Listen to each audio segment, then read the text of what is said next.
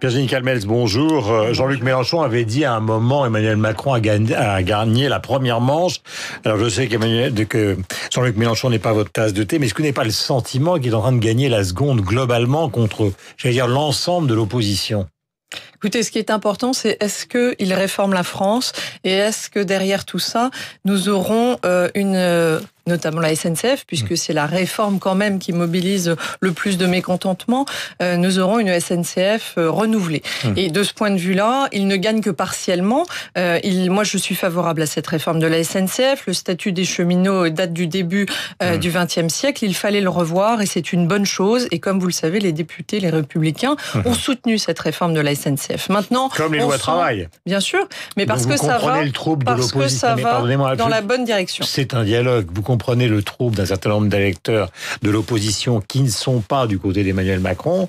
Ils vous découvrent un texte sur deux en train de le soutenir. Donc ils ont beaucoup de mal à comprendre votre discours ainsi que celui de Laurent Wauquiez. Le plus important, c'est est-ce que ça va dans la bonne direction pour la France, une fois encore, Guillaume Durand. Et quand ça va dans la bonne direction, l'opposition doit s'enorgueillir de ne pas être bête et méchante et de ne pas être en blocage. En revanche, sur beaucoup de sujets, malheureusement, Emmanuel Macron est absent sur le régalien. La phrase de Gérard Collomb de ce week-end, c'est sans doute une maladresse, mais c'est quand même ce que l'on voit depuis 12 mois, c'est-à-dire l'autorité de l'État qui est souvent bafouée et une façon de reporter parfois la responsabilité sur d'autres. Des black blocs, franchement, si vous n'êtes pas l'autorité de l'État, comment voulez-vous qu'un manifestant puisse face à quelqu'un qui est cagoulé ou avec une matraque, c'est pas à des manifestants de faire le service d'ordre, c'est pas possible. Donc on voit bien que l'autorité de l'État doit être ferme, on voit bien que sur le régalien, on n'entend pas péché. D'après vous, dans le début et l'autorité de l'État. Écoutez, un exemple précis, concret.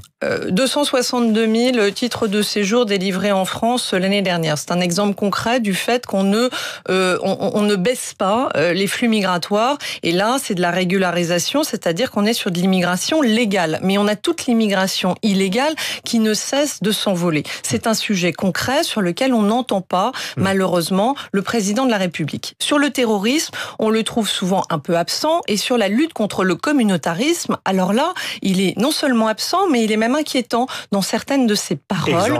Exemple, les mâles blancs, ça a fait couler beaucoup d'encre, mais plus généralement, on sent qu'il s'adresse aux Français en différentes communautés. Moi, je vous rappelle le discours de Marseille avant le premier tour de la présidentielle. Emmanuel Macron s'adressait aux Algériens, aux Tunisiens, aux Comoriens. Et on a l'impression que dans cette première année d'exercice de la plus haute fonction en France, il continue à s'adresser aux Français comme à différentes communautés juxtaposées. Et je crois que c'est un sujet majeur pour nous. Virginie Calmels, comment vous expliquez au fond les intentions qui sont celles d'Édouard Philippe, qui les a d'ailleurs pratiquement explicitées. Il dit les européennes de 2019, ce sera la dernière occasion de faire définitivement exploser l'opposition que vous représentez et à laquelle il appartenait quand il appartenait aux Républicains. Vous voyez, Guillaume Durand, moi je crois que ce qui serait sain pour notre pays, c'est que quand on a la volonté de se maintenir au gouvernement, on le fasse parce qu'on a des résultats, pas parce qu'on fait exploser l'opposition. Pour moi, la démocratie... Si vous n'existez pas, mais que vous parlez à la radio ce matin... Guillaume Durand...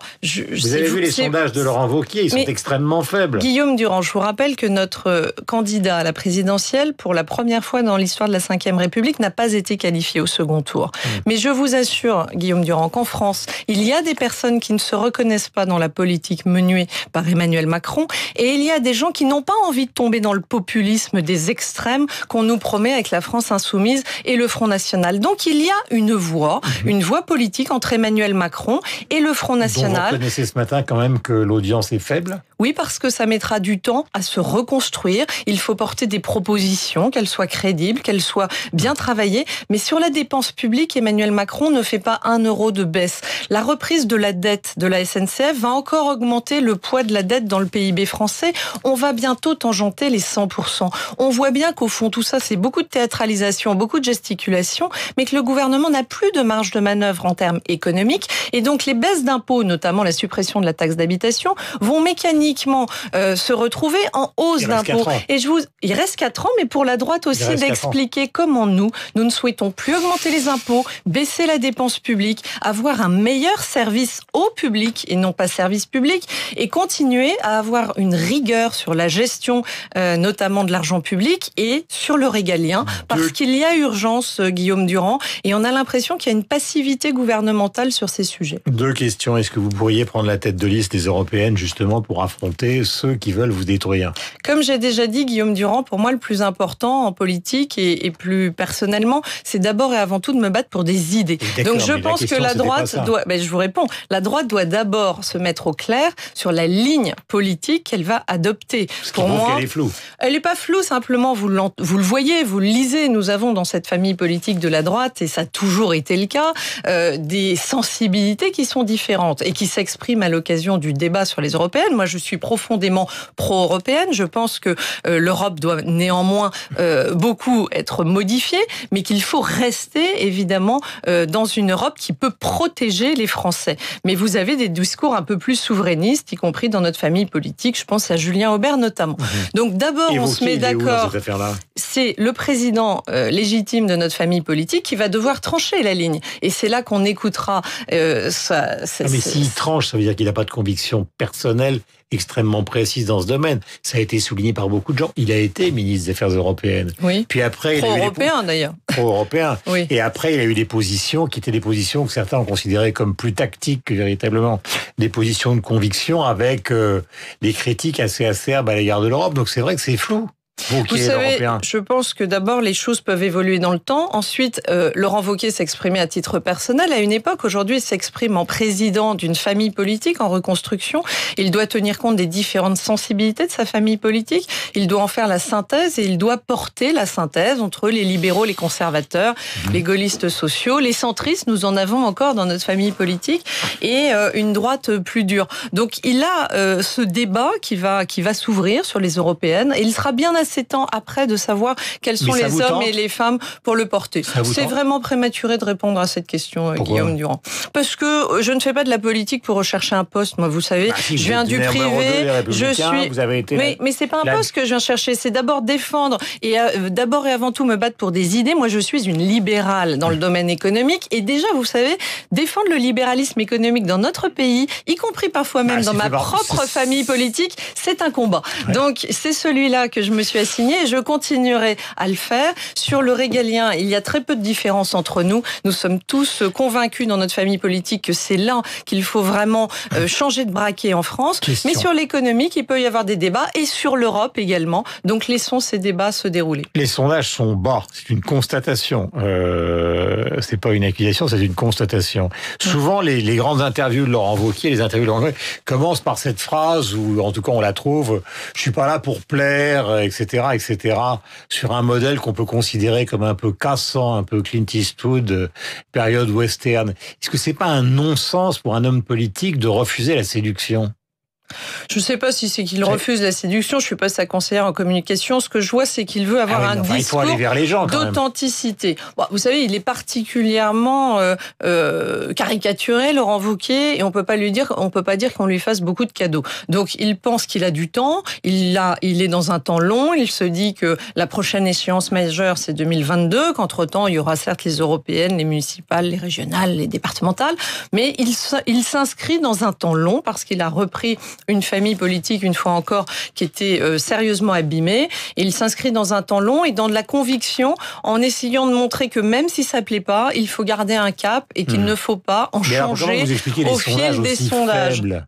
D'abord parce que vous êtes le deuxième groupe parlementaire donc à l'Assemblée, et en même temps les sondages nationaux sont quand même assez catastrophiques. Emmanuel Macron a expliqué et l'a théorisé qu'il voulait, après avoir fait exploser la gauche, exploser la droite. Et il s'y prend assez bien, puisqu'il a mis au tapis toute une génération d'hommes et de femmes politiques de grands talents, mais qui sont finalement tous à la retraite. Donc maintenant, vous avez une nouvelle génération qui arrive avec beaucoup moins de notoriété. C'est un sujet majeur aussi quand vous parlez des sondages. Quand vous êtes peu connu encore du grand public, les sondages sont pas hauts. Il faut laisser du temps au temps et laisser à la droite le temps de se reconstruire. Mais moi, je reste convaincu, Guillaume Durand, que c'est un devoir. Nous ne pouvons pas prendre le risque de jouer les apprentis sorciers avec avec des extrêmes aussi hauts. Et je trouve Emmanuel Macron en la matière assez cynique, car il a une capacité. Mitterrand a fait monter le Front National, Emmanuel Macron fait monter le Front National et la France Insoumise. Et de ce fait, nous devons résister en